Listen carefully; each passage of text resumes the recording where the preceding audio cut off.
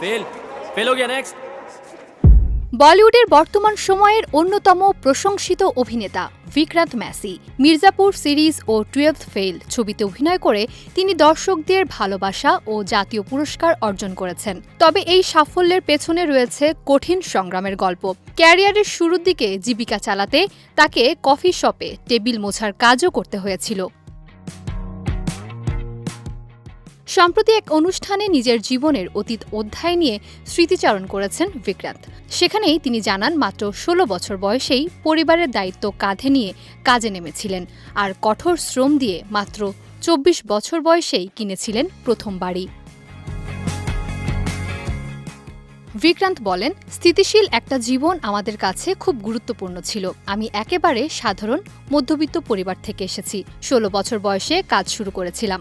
সাধারণত সুস্থ চিন্তার কোনো 16 বছরের ছেলে বাড়ির আরাম ছেড়ে টাকা উপার্জন করতে বা কফি শপে টেবিল পরিষ্কারের মতো কাজ করতে যায় না, কিন্তু আমাকে সেটা করতে হয়েছিল। পেছন ফিরে তাকিয়ে আমি কৃতজ্ঞ, কারণ জীবনের সেই সময়টা না থাকলে হয়তো আজকের আমিটা হতে পারতাম না।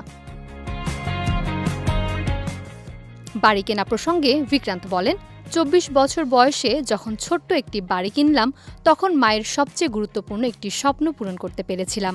মা বলতেন, যাই হোক না কেন, অন্তত তোমার নিজের একটা বাড়ি থাকবে যেখানে তুমি ফিরে আসতে পারবে। ছোটবেলায় কাজের কারণে বন্ধুদের সঙ্গে খেলাধুলার সুযোগও পেতেন না বিক্রান্ত ম্যাসি। তিনি জানান, বন্ধুরা খেলতে ডাকলেও তিনি শুধু বলতেন কাজে যাচ্ছেন, কিন্তু আসল কারণ বলতে সংকোচ বোধ করতেন, কারণ অল্প বয়সেই পরিবারের পাশে দাঁড়াতে তাকে উপার্জন করতে হতো। বিক্রান্ত মনে করেন, জীবনের সেই কঠিন সময়টাই তাকে আজকের তারকায় পরিণত করেছে।